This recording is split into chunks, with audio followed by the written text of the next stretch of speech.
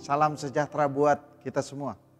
Senang sekali saya bisa berjumpa dengan Ibu Bapak Saudara sekalian dalam renungan pagi hari ini. Sebelum kita membaca Alkitab dan merenungkan firman Tuhan, mari kita berdoa. Bapa di sorga, kami mengucap syukur kepadamu karena keselamatan yang Tuhan anugerahkan di dalam Yesus Kristus, sehingga kami memiliki kepastian untuk hidup yang kekal. Pada pagi hari ini kami hendak membaca dan merenungkan firman Tuhan. Kuasai kami dengan kuasa Roh-Mu yang kudus, agar kami dapat memahami firman-Mu dengan baik dan dapat melakukan firman itu dalam kehidupan sehari-hari. Dalam nama Tuhan Yesus Kristus. Amin. Saudara-saudara, pembacaan Alkitab kita Galatia pasalnya yang kedua, ayatnya yang ke-9. Firman Tuhan berkata, "Dan setelah melihat kasih karunia yang dianugerahkan kepadaku, maka Yakobus, Kefas, dan Yohanes yang dipandang sebagai soko guru jemaat, berjabat tangan dengan aku dan dengan Barnabas sebagai tanda persekutuan, supaya kami pergi kepada orang-orang yang tidak bersunat dan mereka kepada orang-orang yang bersunat. Hanya kami harus tetap mengingat orang-orang miskin, dan memang itulah yang sungguh-sungguh kuusahakan melakukannya." Demikian di ayatnya yang ke-10. Saudara-saudara, tema renungan kita adalah kasih karunia yang dianugerahkan. Saudara-saudara, orang-orang percaya kepada Yesus Kristus disebut Kristen. Perhatikan di Kisah Para Rasul 11 ayat 26b. Di Antiochialah murid-murid itu untuk pertama kalinya disebut Kristen atau pengikut Kristus.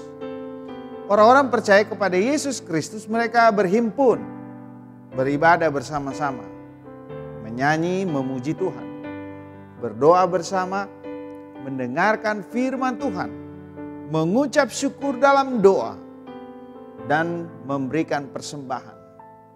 Mereka mengorganisir diri menjadi satu dan saling memperhatikan satu dengan yang lain. Gereja adalah persekutuan orang percaya kepada Yesus Kristus. Perbedaan-perbedaan dalam persekutuan harusnya dipandang sebagai suatu kekayaan yang tidak perlu dipersoalkan. Perbedaan-perbedaan tersebut hendaknya menjadi sesuatu kekayaan yang dapat dikelola dengan baik untuk mencapai tujuan bersama. Seperti yang terjadi antara Yakobus, Kefas atau Petrus, dan Yohanes di satu sisi dengan Rasul Paulus di sisi yang lain. Yang sisi satu memberitakan Injil kepada orang Yahudi, sedangkan sisi yang lain memberitakan Injil kepada orang yang non-Yahudi.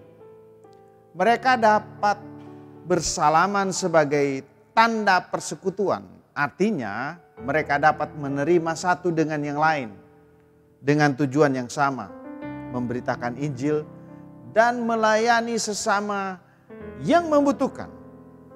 Titik temu yang mempersatukan mereka adalah mereka bersama-sama memahami dan mengalami kasih karunia yang telah dianugerahkan oleh Allah dalam Yesus Kristus dan dengan kuasa Roh Kudus. Kita berbeda dan bersama-sama dalam satu gereja yang telah dikerjakan oleh Allah sendiri.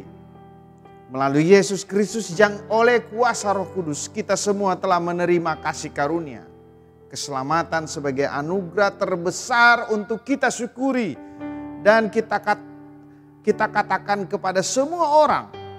Karena itu pujilah Tuhan Yesus Kristus. Puji Yesus. Pujilah Juru Selamat. Kidung Jemaat 239 kita nyanyikan bersama-sama.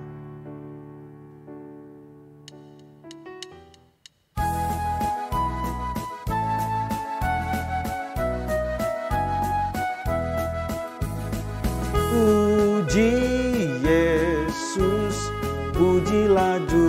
selamat.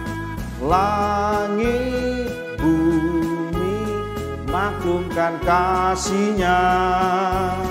Haleluya,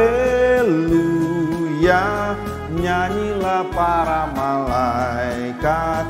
Kuasa hormat berilah kepadanya. Selamanya Yesus gembala kita, siang malam kita didukungnya.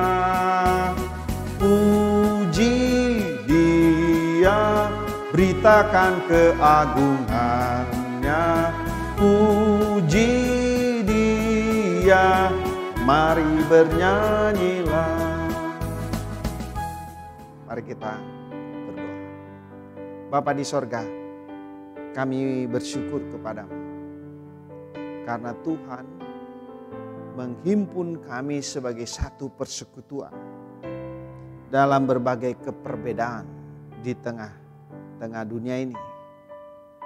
Yang satu dengan yang lain memberi kami kelengkapan untuk kami memiliki tujuan yang sama untuk mewartakan kasih-Mu yang agung, yang luar biasa.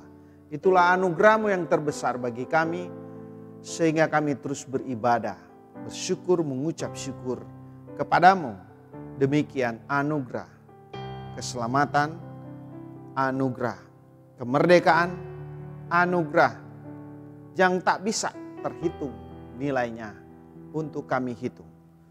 Kami hanya mengatakan terima kasih Tuhan atas kasih karunia-Mu, anugerah-Mu bagi kami. Dalam nama Yesus kami berdoa. Amin.